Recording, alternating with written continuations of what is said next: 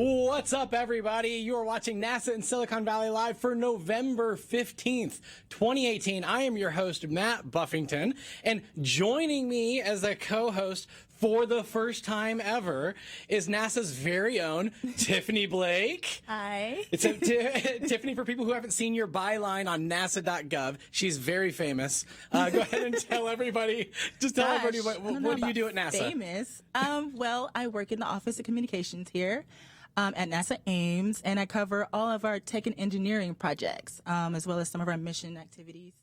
And so really I just help our people tell their story pretty much. Awesome. So yeah, that's exciting. And you, speaking of cool people that you talk to. Yes, that I talk to. we have here Robin Beck and Paul Rosinski here joining us today. Can you guys tell us about yourselves, what you do here at Ames? Well, my name is Robin Beck, and I'm a mechanical engineer from local schools. I grew up here, went to Santa Clara and to Stanford. So I work on heat shield materials. So anything to keep a spacecraft cool. Mm-hmm. How fortuitous, since we're talking about heat shields. What an amazing coincidence. Paul, tell us about yourself. Well, my name's Paul Warsinski. I am an engineer, currently a project manager out here at Ames, working in a group that designs heat shields, does all kinds of design and technology development, and I'm looking forward to telling you a little bit about my latest project. See, Paul, if you didn't know, Paul is also super famous. We had like an old Facebook Live from about like a year or so ago that he talked a whole bunch about like heat shields and gave us a tour of the Arc Jet. And Robin, you did a podcast episode a while back too. I did. See, Paul did another podcast episode that's in the can that'll be released sometime soon. Oh, yeah. We'll get to it. We'll get to it later. We promise. We did not forget you, Paul. But folks, if you didn't know, this is NASA in Silicon Valley Live. It is a conversational show out of NASA's Ames Research Center here in Silicon Valley, where we talk to the various researchers, scientists, engineers, and all around cool people at NASA. And so if you like that, we are live on Twitch, on YouTube, Facebook, Periscope, everywhere that you can think of. But if you want to participate in the chat, you want to send Robin and Paul some questions, then you need to go to twitch.tv/NASA. If you're sitting on Facebook or YouTube, go back to twitch.tv/NASA. Send us all of your questions in if you want to talk to us live. If you can't catch us live, that is no big deal. We are also, we'll be up on Facebook, YouTube after the fact and on demand. We'll also be on, for our audio listeners, we'll be on podcast services throughout the solar system and beyond. But as promised, we're all about heat shields. So I guess we'll just start for the basic thing for people who may be watching who have no idea what a heat shield is. Let's just kind of go generic. Like, what is a heat shield? Okay. Well, if you have a spacecraft, like a prop in front of us. Here, right? Look at that. And you're going to enter into a planet or back to Earth that has an atmosphere. It's going to be traveling really fast, and it's going to get really, really hot in the front. It's going to get pretty toasty on the back as well. So you want to protect the material. You want to protect the structure with heat shield materials. That's what it is. Shields from the heat. So what kind of materials would you use to shield such heat? And well, it really depends on how fast you're going, how big you are, what the atmosphere is. So there are a lot of examples. I brought props if you want to see some. yeah, show us some of the cool stuff you got. We got a lot of toys. Let me put on my gloves because there's a lot of little particulates that I'd rather not have go get in my skin. Get on your It hurts. So folks, as we were rehearsing, we've gone through a whole bunch of the different products. You got some really cool stuff that we're going to check out. This is real science and engineering. This is a material that flew on Apollo. Okay. So, and it also flew on the first experimental flight for Orion, so our new vehicle. And so we have a bunch of people. I'm sure you're going to tell us what it is, but people are going carbon fiber. No. They got Rhino Ranger and Guts Berserker Armor. We're saying that. So No. It's not carbon fiber. No. But if you look up close, it is a honeycomb-based material. So the honeycomb gets bonded onto the heat shield, and then the stuff gets put in each cell individually. Wow. So that's how what this material is. And this can withstand heating easily up to 1,000 watts per square centimeter. Oh, wow. So this flew and came back from the moon. So we get some pretty high heating then. And so that's one that is very capable. Okay. Okay. What you got next? And if we go back to lighter heating, come back to Earth, we have shuttle tile material. So this is a coated shuttle tile, very, very lightweight. It almost looks like, it almost feels like a little bit like styrofoam I know, or it something. does. Well, because it really is a foamed glass type material. So that's really what it looks like. It's very, very low density. The coating is so that you get, you re-radiate the heat rather than have it all come into the surface, because it turns out that when you have radiation, something that's white tends to absorb it. Something that's black tends to emit it. Right. So this will help the heat go away from the surface, but it's very, very useful in low heating conditions in keeping your structure cool. Nice. Excellent. So we have a bunch of people, the chat's going nuts. Okay. A lot of that's so cool, interesting. That's from Hannibal Zero. My buddy over in the chat, Nice Guy Dewey, was asking, what are major challenges faced in designing a reusable heat shield? Because most of this stuff that you're looking at is like, it's a one-time use, right? The shuttle material, the Yeah, tile well, is obviously not. that's right. Right. Yeah. But the It is other used ones multiple- on are, multiple. because they're ablatives. There A-word. goes the A-word. They're A-word. So, folks, yeah, like, as we had talked about this, we kept talking about ablative. Like, you can't talk about heat shields without saying ablative. So, Right. so we're going to just come out. Like, so let's talk about ablative. What does that mean? Okay. Most people don't Right. probably don't know what that is. Well, we can turn shuttle tile into an ablator, but what it is you have a rigid or a flexible substrate that gets impregnated with the resin, and that Okay. resin decomposes when it gets hot, and it uses a lot of the energy to decompose, which is great because using that energy keeps the energy from conducting to the structure. So it also interacts with the boundary layer, which is what's heating up the surface, and makes it a little thicker, which reduces the heating. The fact that it's creating gases blows through the char layer that's left there, and it self-cools. So it's a really efficient way of keeping your spacecraft cool. The problem is that it is changing state, and other than making it super, super thick and then shaving off the char layer and getting back to virgin material each time, it's really not reusable. There are some companies that are looking at reusing a Pika-like material, which is what I'll show you next. Nice. Yeah, let's jump into the show us. Pika. Yes, Pika. Yeah. Okay, so this material was invented here, as a matter of fact, and it's based on a rigid carbon structure, so that's really tough, right? And it gets impregnated with a resin. Okay, so Pika stands for phenolic impregnated carbon ablator. Carbon, the yellow is phenolic, turns it this kind of color. So this is great. I'm going to have to jump into phenolic. What does that mean? Phenolic is a resin. It's Okay, a it's just name a of a type of- resin. it's a name of a resin, Right, okay. like silicone is a resin, which we also use, but phenolic is a very, very good resin because it uses up a lot of energy to decompose. So this is great. This material in tile form flew on MSL, which delivered Curiosity. It also will fly on Mars 2020, which will deliver the next rover to Mars. It flew in single piece on Stardust, and it's flying right now on OSIRIS-REx in a single piece. So as we were practicing and rehearsing this, I kept saying that the chat was going to go nuts with Pika. So Anthony is me. He's got a good Pikachu emote going on. So you guys aren't letting me down, but I was expecting more, to be honest. So, all right. At least it's yellow. Okay, so It is yellow. This is ish. So the good news is that it's a great ablator. The bad news is it's very, very brittle. So it makes it a little bit difficult to design with. So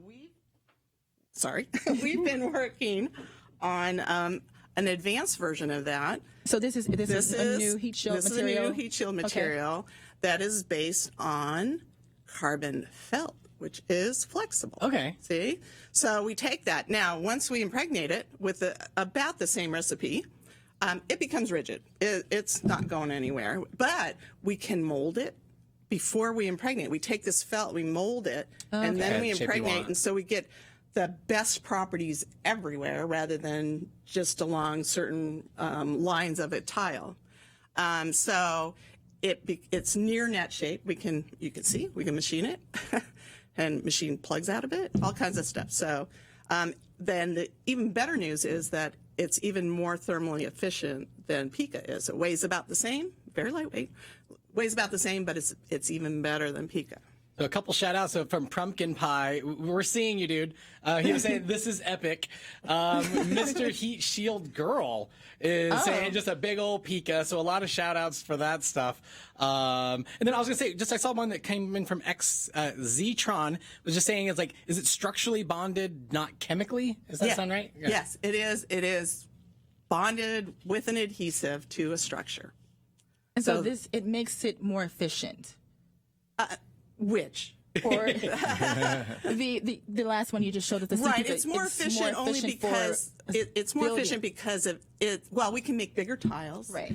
And we also can bond directly to an aeroshell, where in some cases, Pika might need strain isolation pad, which is what they put under shuttle tiles. They put a strain isolation pad behind the thermal protection material. And it is more compliant, so that's one of the benefits of the conformal. We call it conformal Pika because it is more compliant. And this is one of the crazy things as we've been talking about this of, ablation and then these heat shields, because it's like you're building these out of material, but it's also like you pick the properties that you expect them to not really burn up, but it's like they get a char. They're going to get a little bit of cooked. And they actually do burn out. I mean, they go away. They get thinner. So that char... and it's by design. Absolutely. Absolutely. And what you do is you protect the structure. So you design it so that, the temperature at the bond line doesn't get too hot, right? You don't overheat your structure. So we understand we can model these kinds of materials and we understand how they behave. And so that's how we use them. It's amazing. It's pretty cool stuff. Right. So So what else do you have for us? Our latest? Yes. Is that what we're doing? Yes. Our latest material? Go for it. Right? Okay. Our latest material is called, it's heat with many E's. Three E's. Three E's, you can see there. And this material is I'm going to set it down, a 3D woven material. So you imagine a large loom, like you're, making cloth, but this is making cloth in 3 dimensions. And we can take advantage of having a higher conductivity, higher density, higher capability, ablative layer, receding layer, over an insulating layer, and it's all integral. We don't have to worry about how do we hold those 2 layers together. We looked at they're woven together layer by layer, so we don't get any interlaminar separation where you would in a tape wrap type carbon phenolic heat shield. So, and it's tailorable for how thick you make the insulation, how thick you make the recession layer, and what the densities are. So it's a very, very cool material. But this is for very high intensity environments. You wouldn't use this going to Mars. You don't need it. But you do need it going to places like Venus if you're doing a very sharp direct entry. So we got a couple of questions of I got here, what's up with the gloves? That's a hit cell. And then I got several comments on the gloves. And so maybe just clarify. I know you said it initially, but talk about why you're wearing the gloves. Well, Pika has a lot of, watch, you'll see, I'll get yellow on myself and on the table. The phenolic comes out. Okay. It just gets sloppy. It and leaves a lot residue. of there's carbon fibers in the felt, and there's carbon fibers in the rigid substrate. So I kind of don't want to stick it in my fingers, or I don't want to touch my face after I've had my hands on these. So it's just to kind of protect. Yeah, exactly. Something else I wanted to just point out is, with all these materials, the temperature gradient that it sees across the thickness.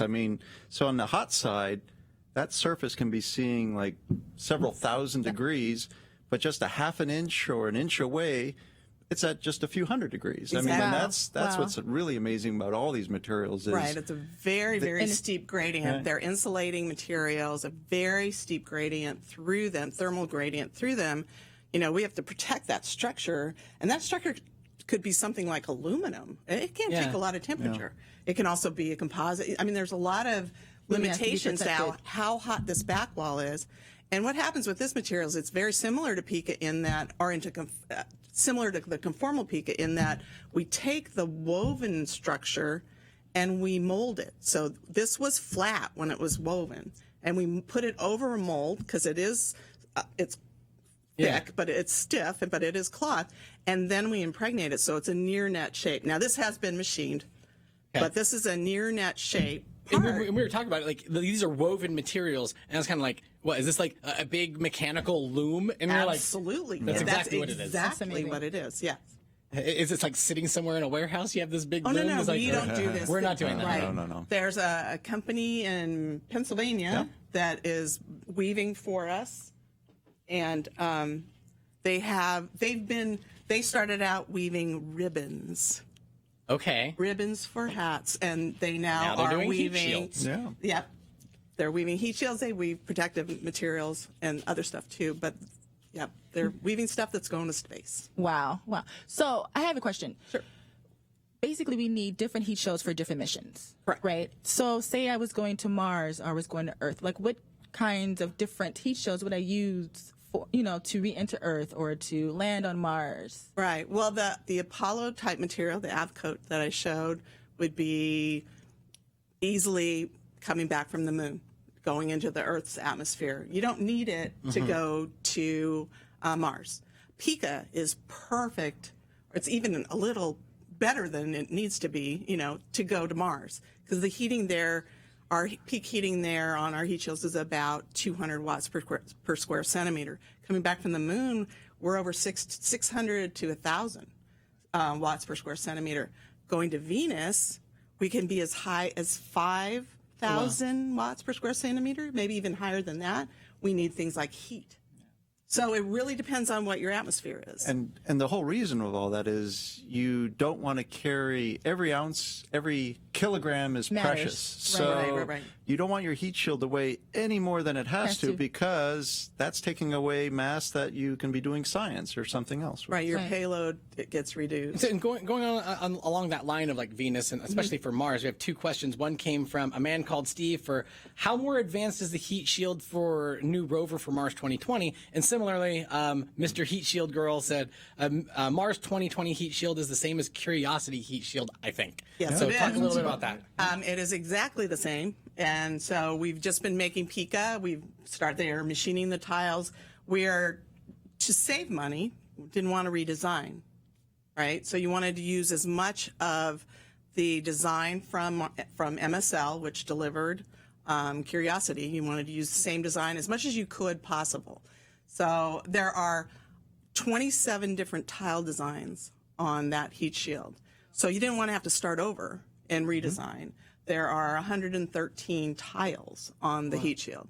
So if you had to figure out a new tile layout and change the thickness, for example, That's a lot. which we definitely could, it's very heavily over-designed, but it didn't make sense cost-wise to spend that money to do that again.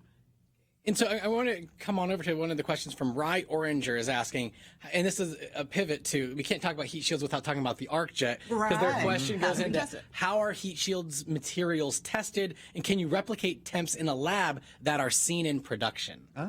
Paul, I know you gave me the tour of the arc jet at one point, so. Well, the ArcJet is an incredible facility, and sort of the easiest way to explain it is think of a wind tunnel that has as its reservoir a tank that gets filled with high pressure, high temperature gas. They blast literally a lightning bolt through it to energize it and give it that much more energy. Make it that much hotter. And then they just open up a nozzle at one end, and this high temperature, high pressure gas just goes blasting out. Mach 5, Mach 7, it flows over your test article, and they take all this energy, all this electricity that can literally power a small town, And all that energy gets concentrated into a small test. I mean, it gives you an idea of just what type of environments these materials have to be designed for. Basically, So yeah, it simulates. Yeah. It simulates the environment. re-entry into an We tend to test entry into an atmosphere. Right. We tend to test in air. However, we can get the right heating rates, and we can get the right pressures. If we need to, we can get the right shear. Oh, Sheer, like what is? shear is the friction, the flow over. Okay. So I have an arc jet specimen. let's go for it. And I took my gloves off. I think we actually, Bill. I think we have a clip of this We too do. as well. Yeah, we have some fancy Okay, that's footage. right. You can watch. Yeah. Oh, it's an Of arc a jet test. It's an action arc here. jet specimen going into the facility. Yeah, tell us what There we're you looking go. at. So this is a sphere cone. Oh. This is the heating at the nose on this test article is 700 watts per square centimeter. So the flow's coming from the It's top, coming from the top down, flowing over it. Right, and on the flank, on the conical part of it, the heating is 400 watts per square centimeter. And then the shear around near the shoulder, near the back side, the back end of this, is 400 pascals, which is a lot. It's similar to what we would see on Mars 2020 and MSL. So we were looking for a test article design that could do that. Now, Yeah, and I was going to say, that footage that we saw, is this test article. that is the exact same Correct. thing. Wow. And this test article actually was testing, we have Pika on here, and we have the conformal Pika with seams and gaps. So we were looking at, could we put the material right up next to it without needing to design for gaps? And it turns out, yes, we could. And we also were comparing the recession, so how much thickness we lost. We were comparing the recession to that of Pika, and it's very, very comparable. It's about the same density and very comparable recession. The best news was that the temperature rise at the bond line was half of what the temperature rise at the bond line behind the standard Pika. So behind the conformal Pika, it's much more thermally efficient because the conductivity is so much lower. So, And I think, Paul, you told us yesterday that that's what you guys want to see after you have a test. Oh, yeah. Right? You want to see it all burned up Right. and Right. Well, you do have pictures of Yes, a we before do. and an after We do. of that test article. And so if there it was yellow. The original. Yeah, that's the original. And what you're looking at is the conformal. The nose is actually Pika and then one quadrant, which you're not seeing here. But then after, it looks like black. And that's the same test article. So, Wow. Right. So it changed shape slightly. You can tell the nose blunted up because some of the material went away, but it charred and turned to carbon. And there's not a whole lot of in between in these tests. They either work right or they just fail completely. I mean, because Tell as soon me as how spectacularly they failed. I want to well, I mean, literally within a fraction of a second, Second, the whole thing will start falling apart, and Oh, no. they stop wow. the test Pull it, right yeah. away. I mean, Yeah, we That's had pretty- some surprise tests, not on this material, but we had some surprise tests on some materials in areas in heating rates that we didn't expect to see problems, and we had material absolutely disappear in 4 seconds where it shouldn't have. So well, and also just to give people some perspective, I mean, if that same test article was just the same piece of aluminum, and you put it in there, it'd be it gone. would last in a fraction of a second, and Right. the whole thing would be gone. I mean, that just Right. gives you an idea of just the energy and the temperatures that it sees. right, the surface temperatures here were between 3,000 and 4,000 Fahrenheit. So at the nose, it was about over 4,000 Fahrenheit, and on the flank, it was at 3,000 Fahrenheit. So you might as well be walking on the sun. Not quite. The sun is about 10,000 Fahrenheit, but it's pretty darn hot. Yeah. And how long are you guys testing? That one was in for 30 seconds. Ah, okay. And a lot of that And they just vary, depends right? on the trajectory, how it's going to fly at its destination planet. Right. We were trying to match the heat load, which is heating rate times the time. So as we went to lower heating rates, we went to longer times. Oh, I see. So the chat is going completely nuts. We got a shout out to the ArcJet team. This is from GR_AB. Get a couple questions. One that I just saw through go live. This is 4th and Inches 1. It said something similar to the same thing that another person asked about the heat panels on Parker Solar Probe. Is that how that works? Or The same thing. I mean, Okay. they're protecting it's a carbon material. It's all carbon, and it's so it can take very, very high energy and has insulation on the backside so that what's behind it doesn't get too hot. And that's a pure radiative heating because that's Pure from the radiative sun. heating, right? Right. And so also another person who jumped in the chat is Scott Manley, one of our co-hosts. Last time we did one of the shows a couple episodes back, he was asking, and welcome back, Scott. Nice to see you. Can you tell us about the most extreme heat shield NASA ever made, like the Jupiter Atmosphere Probe? Oh, yeah. Yeah. Galileo, The yeah. Galileo, yeah. So talk about that. Paul, what do you Well, that was a mission that flew into Jupiter, and Jupiter is a hydrogen-helium atmosphere. So back in the day, they literally had an arc jet that used hydrogen-helium. Right. And they had to blast so much energy that they were able to not only get the convective heating, but the radiative heating that you would see at the high speed. So entry into Jupiter is this outlier that's far away from all the other entries. Beyond So- 10,000 watts per Yeah, square centimeter. But it's got to be fun. It's really, really high. So they Fun did to work those on. tests. That facility was up and running, I think, in the 70s and in the 80s. They did the final designs on the heat shield, but that was a probe where half of the entry mass, half of the probe mass going into Jupiter was all heat shield. Right. And they actually, because they did some measurements, but they came pretty darn close to losing it with some of the measurements because they were able to tell in certain places on it how far it recessed. And there were a couple places where they realized there wasn't a whole lot left after it finished the heating pulse. Right, and it Wow. was the opposite of what they expected. The nose receded less than they expected, which is the highest heating, and the flank receded almost all the way through. Wow. Yep, I'm that's gonna right. jump. I'm pretty gonna cool. jump. Okay, right, yeah. I'm gonna jump in because the president of Mars, and if the president of Mars Oh, you is better- typing yeah, in, we we have to better respond. listen, right? It's what kind of fibers are used, what kind of properties do the resins have, and how are they manufactured, handled? That's a lot to unpack. Wow. Most of the fibers, well, the Pika I guess it fibers, that's depends. carbon, Yeah, right? yeah. Those are carbon fibers, rayon-based carbon fibers, and the phenolic is a phenolic resin, which they use, I think, actually in brake pads too. So it's a common resin. It's so, but and how do they manufacture that? That's a secret. Actually, I'm sure it always depends. Yeah. Well, it does. It really does depend on what kind of density you want and what kind of properties you want. Let's say re-entry into Earth is different from entry into Mars, Mars, or into yeah. Venus. It's like Right. different test depends. conditions. Right. We were talking. It depends. It depends. We I love to know. say that Ongoing here. That's joke for right, everything is that it right. depends. does. It does depends. So, oh man, like this chat is insane. There's so much stuff going on. So, let me jump to, let's say, okay, hi NASA. Does the shape or angle of the heat shield affect how thick it has to be? That's from Yes. Brad McGashett. Yes, it does. It affects the heating profile, and so we've typically flown to Mars with a 70-degree sphere cone, which is what MSL and Viking. I mean, everything that's flown to Mars, I think, has been a 70-degree sphere cone, a blunt body. The Venus, we flew with 45-degree sphere cones, and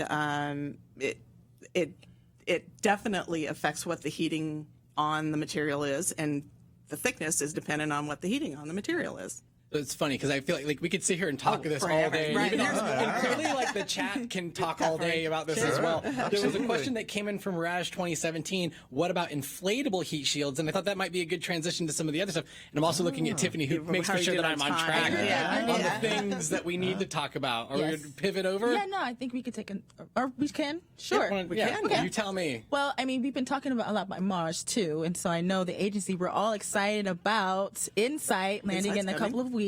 Yeah. Scheduled for Monday, November 26th. Which happens to be Cyber Monday Yes. after everybody's in their turkey coma. But it is landing at basically lunchtime. It's 11:47 a.m. PT. Yeah, So Pacific time. Pacific time, You guys right. get grab your lunch and then watch the NASA TV. But wanted to ask you guys, can you talk a little bit about InSight and Sure, what it's we a can look forward to in a lander. couple weeks? The TPS, the thermal protection material. So this is actually on this is InSight. what's on the That's heat actually shield. what's on it. This material is on the heat shield. The heat shield is thicker than this. This material is also the back shell for MSL and Mars 2020 at about that thickness. Makes sense. You have to heat the front and the back because the You back is do, going to... absolutely. You heat both. So Insight is like half the size. It's smaller. About half the size. It's not going in as hot and or as fast. It's lighter weight. And so this material is perfectly designed. It's what's always flown to Mars on our U.S. spacecraft, except for MSL. So the MSL was so large we couldn't. MSL, we love acronyms here. MSL is Mars Science Laboratory, and that There we go. delivered Curiosity. So Mars 2020 is coming. It will also have this material on the back shell and Pika on the heat shield because of the environment. So. Wow. And so what's InSight's mission?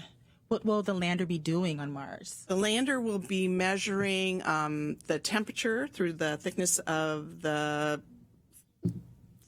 shell of the, of the planet.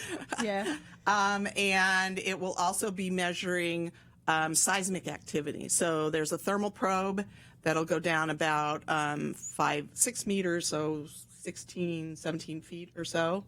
And there's a seismometer that'll sit on the surface and will measure Mars quakes. Mars quakes. And I think we have a clip here. Right, of the showing entry. us, Right. Yeah. Yeah, let's like talk our way through this. There we go. So that it's right now it's got the cruise stage, so that's been let go. And now that you have the entry vehicle, kind of looks like our little model there. Now it's getting very hot on the front, but also that wake is radiating to the back shell, and so we have to protect it as well. And then eventually we slow down enough that we will pop a chute to slow it down the rest of the way, or nearly the rest of the way. Which is interesting And because as soon Mars as doesn't that- have as much atmosphere. No, it doesn't. Yeah. It's very difficult to slow down. So as soon as we pop the chute, soon after that heat shield gets dropped, because we really want to deploy this lander. So the feet come out, then it'll drop out of the back shell, and that will kind of fly away. And the lander itself will propel itself downward, or use propulsion in the opposite direction to slow itself down. A controlled descent. Yeah, it's a controlled And descent. in the chat, Tom was asked, InSight doesn't move, correct? Because you said lander, It's not a a lander, rover. exactly. Look, there's no wheels. So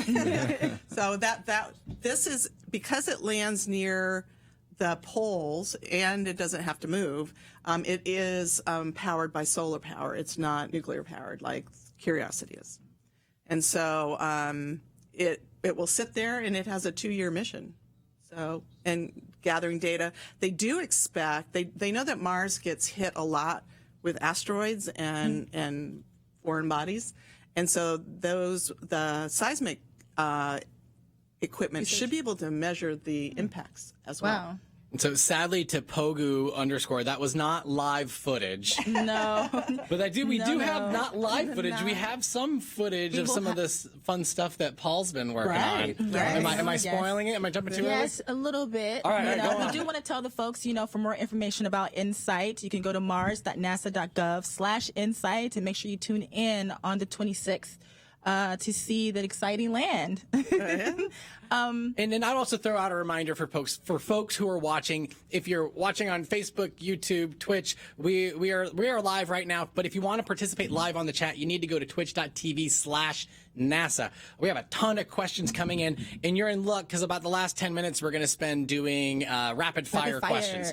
We're not there yet, and we're going to try to hit as many of these as humanly possible because there's so much going on in there. But go for it. So we know that heat shield development continues to evolve, right? And so I know, Paul, you're working on a project that really dives into next generation heat shields and game-changing technology. So tell us a little bit about ADEPT. What's ADEPT? Well, ADEPT is another one of these great Acronyms.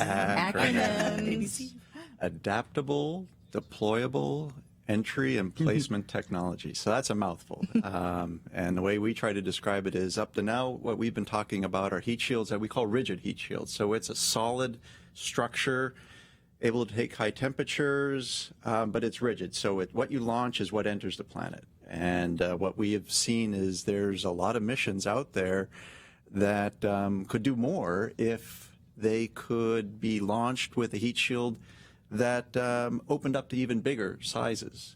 And right now, what's limiting the size of our heat shields is the rocket that carries them. So if there was a way to make a heat shield that could fold up or stow and then open up once it's free and clear of the rocket.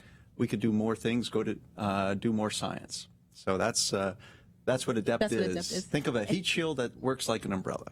So I got something I can show you too. Yes, show us, please. Clear the decks here. Yeah, I'll move this out of your way. And folks might have recognized what Paul's going to show out if you watched our Halloween episode. Yes. That Mary Techno Poppins had a version of this. Yeah. There And Paul was it out is. here. Paul's super famous, as I mentioned before. Yeah. We all have to do things like that. So this is exactly what it looks like. Yeah, so this is an umbrella. It literally has you can see underneath it. Whoa, there we go. It's got ribs and struts underneath it. This is a flexible carbon fabric. This is sort of related to the woven material Robin was showing, but this is not impregnated. It is just 4 to 8 layers of carbon fabric woven three-dimensionally. So when this does get glowing hot, and I think we're going to show some video of this maybe, we're gonna show it. when we test this in the heat shield or in the arc jets, glows red hot, survives for 1 to 2 minutes. Now what we're seeing here is the same size, is just under 1 meter diameter. This is a heat shield that we flew on a sounding rocket a few months back. A few months ago, I was there. You were there. So also in the Super chat, exciting. a good friend Das Valdez is sitting in the chat. So hi Das, how's it going? And he mentioned there's a video game I told you guys about called Kerbal Space Program. But he was saying that like in Kerbal you can actually that there's an Adept in there. There's like deployable like heat shield. So the next time we do a gaming episode, we'll need to bring you on over. And Das, you should come on out, and then we could totally hit up, start putting Adept on some rockets. Wow. That's so cool. Right, so when this is launched, it's all closed up. So Yeah, the sides stowed, are straight right? down, right? We could You even can- you try can push to a little pull it bit. Yeah, down they're there. Let's see if pretty we can, hard springs. I got to find a rib here. He's got to work his arms out as he Go, pushes Paul, it down. Yes, there we go. So it starts that way, and then it is deployed This in is just a demo space. model Right, here, this is a demo, right. It's deployed in space, so it doesn't have to do anything really fast, right? It can deploy slowly in the exoatmosphere. So Awesome. it's an awesome idea. Now, we did have a question, someone about inflatables, and we do have a very similar approach for an inflatable. So it's Heat another shield. deployable heat shield, Another way but of doing it, it's inflated, and so there are large toroids that are being built in Southern California that get stacked up with thermal protection materials on the outside, and they get squished way even smaller, and then have all kinds of devices and gas generators to deploy them. Are we going to jump into the So- footage? Yeah. So we were your in New test. Mexico a couple of months ago, right, Paul? That's right. This is your first test flight for Adept. Right. It was just about the same size. This is, like I said, just under 1 meter in diameter. So here's the It rocket. folds up into a rocket with a 10-inch diameter tube. And get ready for some cool GoPro footage. Oh, Yeah. man. Okay, so that was So there's a launch, and it's within 10 seconds, it's already leaving the atmosphere. And within a minute, it's up at about 100 kilometers up. and then And there, Boom, there it that was goes. display. we're just reaching our maximum altitude around 120 kilometers. We've opened up, and now with a GoPro camera on board, Notice that curvature. we are confirming that we a opened up. disc. That was one of our major objectives of the test, was to show that we can deploy. And now, as we're descending into the atmosphere, we got all these instruments recording how it's the aerodynamic stability, its flight attitude, rates, all this good information that we're now still poring over and deciphering. And it was supposed to be spinning, right? I mean, it was spun Yes. up out of the rocket. Oh, yes. So that it was supposed part to be of what- spinning. what it needed for That was on stability. purpose. Yeah, that was on purpose. Yeah.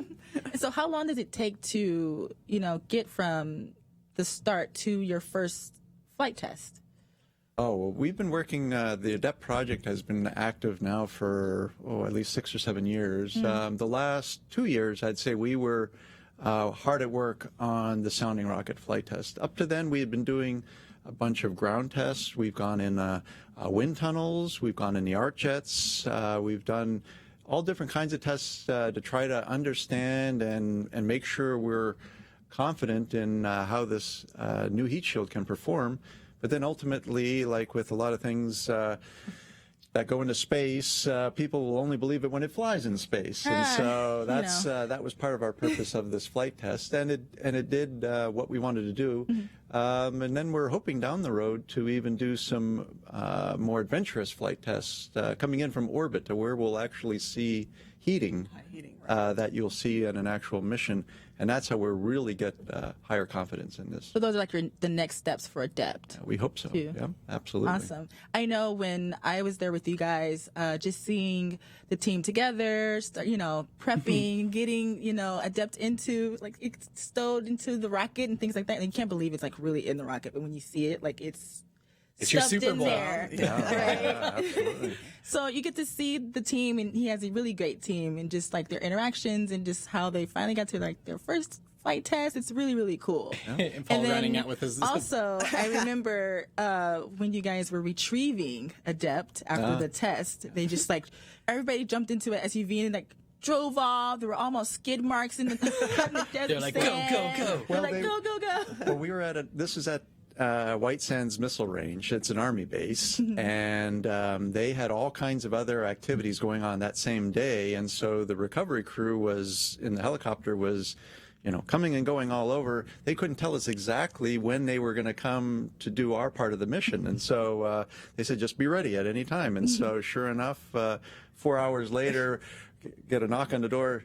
You guys got 3 minutes, get out to the helicopter. And we're like, okay. And so we were scrambling. Yeah, we're literally the, looking out the window like, oh my gosh, they're gone. Are we going to show the footage of them? Yes, we have some really cool footage of Paul getting Look off at the that. Well, this is after helicopter. we recovered out in the desert. And so the test is about how long? Well, it takes only about 15 minutes from launch to coming back down on the ground. Oh, there he is. Yeah, so very relieved, very happy. The Adept took a hard landing. We were expecting that, and so that was the container we put it in. And the team is still working on, we've recovered all the data from it. It stored all the data on board on these little memory boards. And we've probably got a few more months worth of deciphering and analysis to go. So one question that came in, this is from Selenu here. This is seriously though, can you buy this carbon fabric somewhere? It's funny because it feels almost like a backpack a little bit. But Really really big thick. backpack. A really big Yeah. backpack, and probably an expensive backpack. Yeah, well, I mean, you'd have to probably talk to the manufacturer, Bally Ribbon Mills, and see what they want to charge you. No, I mean, it's very specialized. I mean, it's for high temperature use, but it's very durable, very rugged, and that's what makes it exciting as a heat shield material because it can take a lot. So, okay, let me jump on to some of these chat questions. We are going to do a rapid fire towards the end, but let's go into, all right, what sort of properties would the rocket need to support that kind of dynamic heat shield as opposed to a rigid one? No difference. I mean, I think it's just lighter. Like, well, for us. the nice thing about it is that you can take the same payload in a much smaller rocket because now you're not dominated by this huge heat shield, a rigid heat shield. Now it can all fold up around your payload. So. And also shout out, that was Harold with an H. I forgot to give him the shout out. Well, the one thing too, though, is it as it gets bigger, it's not necessarily going to be any lighter, right, than the current heat shields. With all the structure and the cloth is not, really lightweight either. So, I mean, it's not so much weight, it's volume, and you can put much more volume in and have it open into something so much larger than what we're using for Mars 2020. And we're really getting to the limits there with a 4.5 meter heat shield on what can fit in our fairings. So and what you can land. What you can land. So Right. we are getting shout outs for anyone else think that there should be a Paul action figure. Oh, I know. And then Rhino Ranger said, as long as the figurine comes with a heat shield. There you go. Cool. So you should talk to Lego. We need a Lego Paul. I think that the headphones from the, Hey, I did build one of these out of Legos, by the way. really? Yeah. You should have brought that. That would have been a better product. Well, it's been taken apart. I'd have to put it back together again. But yeah, no, that was something we built about a year ago. It was pretty fun. Awesome. Yep. I don't know. That was so cool. I think that really was like the highlight of my career so far. But here's a question for bloodthirsty cheeseburger. How many people does it take to design, develop, and install this unit, Adept? Well, you know, Takes a village. It does. You know, we had a fairly small team that was working on SR1, but we had probably on total, say, roughly a dozen people, more or less full time, working it over a year or two.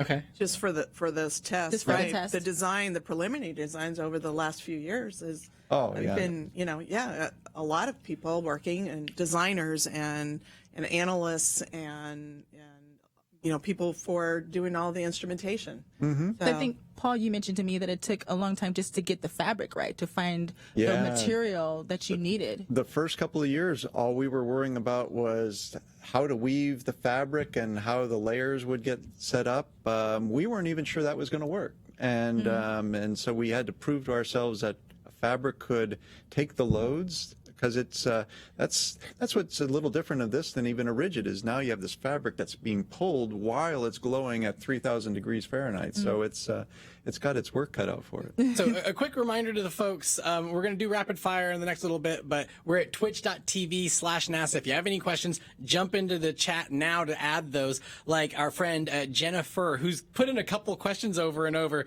and the latest one was, are these heat shields tested in vacuums? And evidently, I think Jen is a friend of yours, Robin. She was like, I know she was Jenna. like, if you can tell Robin, Jenna says hi. She's a good family Jenna. friend. She's a student down at University of San Diego, University of California, San Diego. So I mean, I guess you can control what kind of environments you want to test these in. The ArcJet typically is tested. Usually, we test in very low pressure. In vacuum, we don't get heat. We get radiant heating. But it's not very high. We get solar, right, as we're going through space. So we do have to design our spacecraft for this heating from the sun as it's traveling. I guess if you're going mission. through an atmosphere, it's no longer a vacuum. Exactly. That's right, exactly. But, it is low pressure. Okay. So we do test at, we do put it into a vacuum chamber and then flow the gases over it. And that helps the gas to expand and to get to the right pressure, right, through the nozzle. It goes through the nozzle and expands and goes over our test article. So I know when I went to TwitchCon those last couple of weekends ago, and I know there's several people would be interested. And if you've seen the YouTube show where they do the hydraulic press where they crush things, imagine a show where we just put things in the ArcJet. Oh, wow. I'm gonna guess probably not. When we were working MSL, one of our guys wanted to make a meat shield.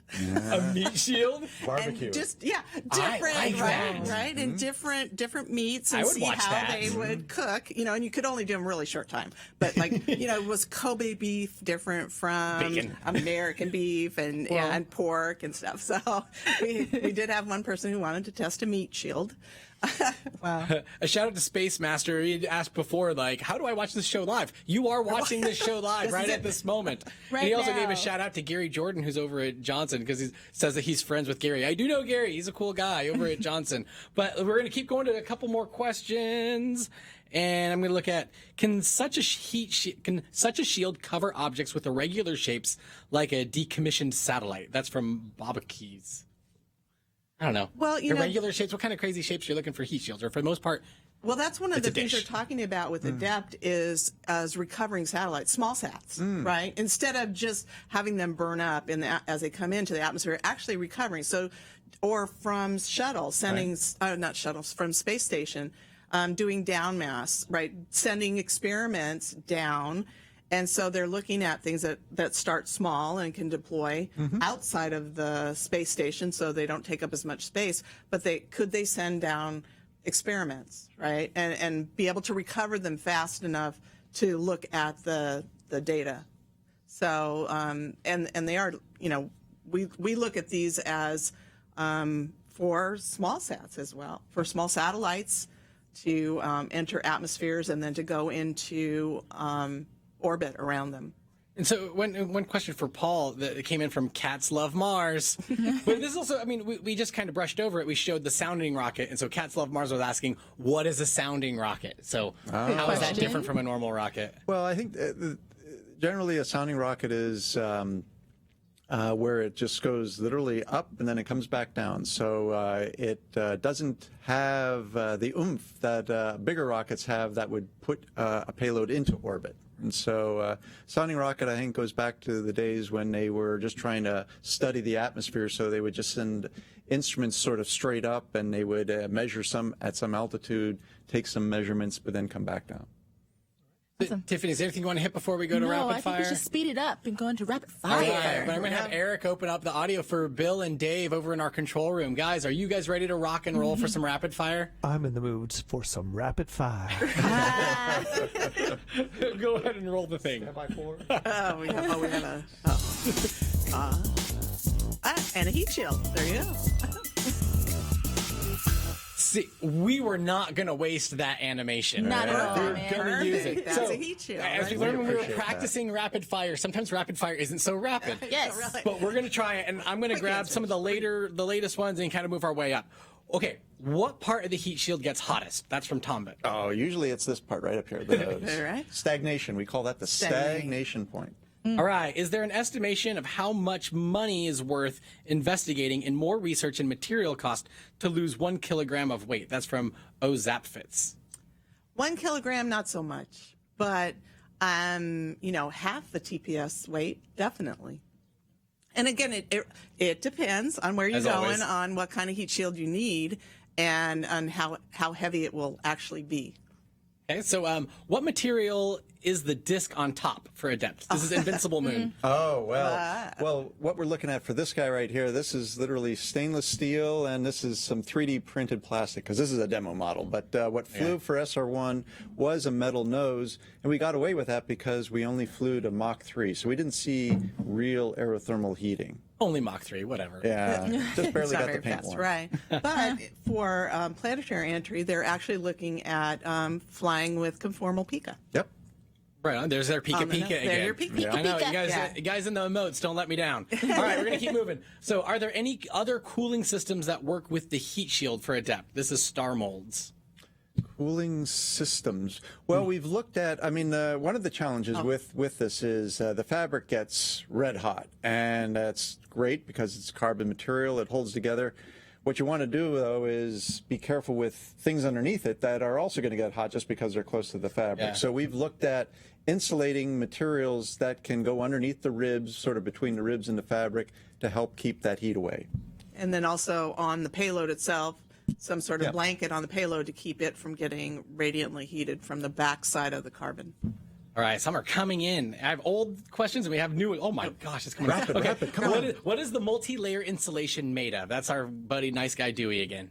Oh, the multi-layer, it's different yarns, and the outer layer is a carbon. It's all carbon yarn, and the inner layer is an insulating yarn. Okay, so can the heat shield ever get too hot? That's G-Dog 16. Absolutely, yeah. And then it goes away. Just That's before not it goes good. away. Right, You don't have a heat shield anymore. Right. Not much left anymore. Right, and some of the materials, the inside material, for example, when you get it too hot, it melts. You get glass. There's a lot of glass in it, and it'll melt and flow and collapse and get too thin. And you don't really want a heat shield that drips. No, and So, that's not so much. And that's Yeah. what means test. Test. I'm That's going why to we go to test. Slayer X. Could you reuse the folding heat shield? Or is it a single-use kind of thing? It's more of a single use. I mean, most of the missions we envision are going to another planet, and most right. of those are one-way trips. So we tend to design single use. Okay. Does the fabric after re-entry stay flexible? That's from Chris. That's a good question. It will still be somewhat. I mean, when it's deployed, we actually want it to be as close to a rigid heat shield and not be flexible because we want it to have that very predictable shape. Okay. So the material afterwards, I guess if we took it off of the ribs and everything, it would probably still be flexible, but It's at a that point, we little, don't yeah, care. it gets a little bit stiffer Yeah. as you heat the carbon. It'll get a little stiffer. So M. Gallon is asking, does the Adept fabric ablate during re-entry? Yes. It does.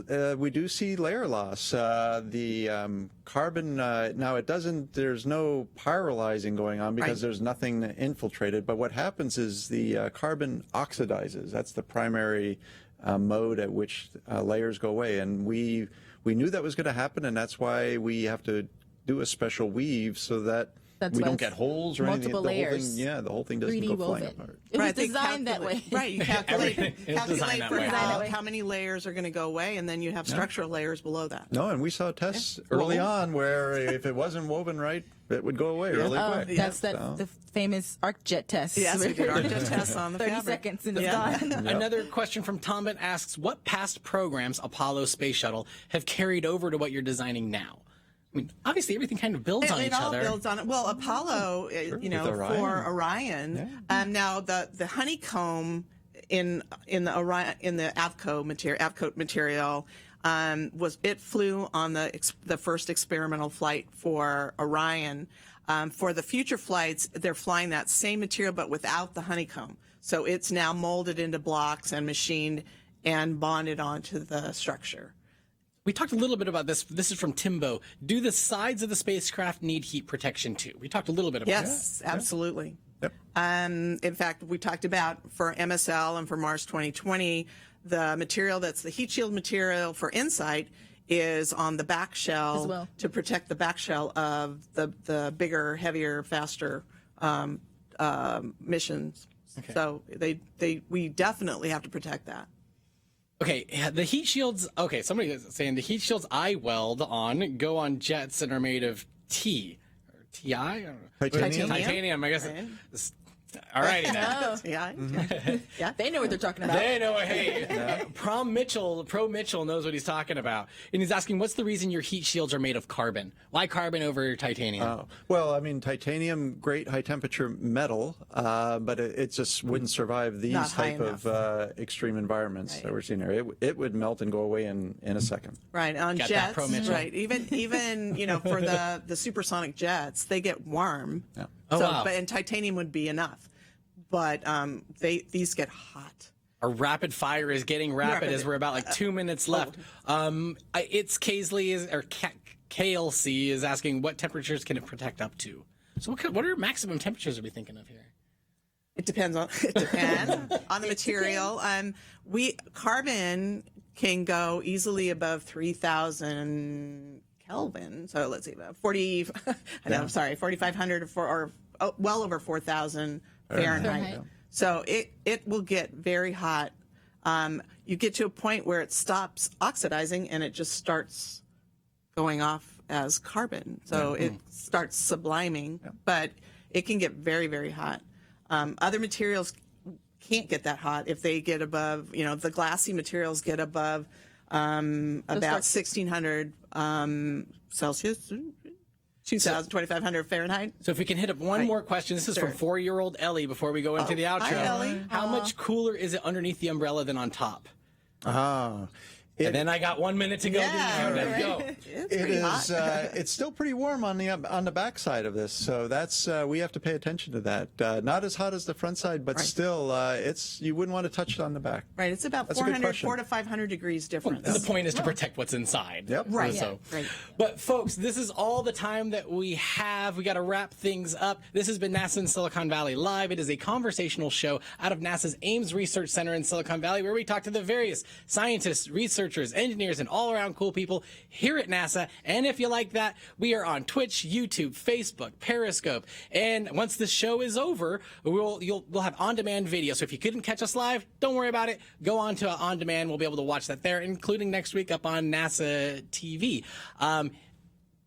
Thank you so much to everybody for coming. This has been a super fun show. And like what we're looking at next, well, no, not next week because it's going to be Thanksgiving and I ain't going to be here. But a huge thanks to our guests. A huge thanks to the Twitch chat for everything you guys are doing. We'll be back on December 6th when we talk about Sophia, the world's largest flying observatory in the history of airborne astronomy. And I am way past our outro. Until then, thank you for coming, everybody. We'll see you then. Bye-bye.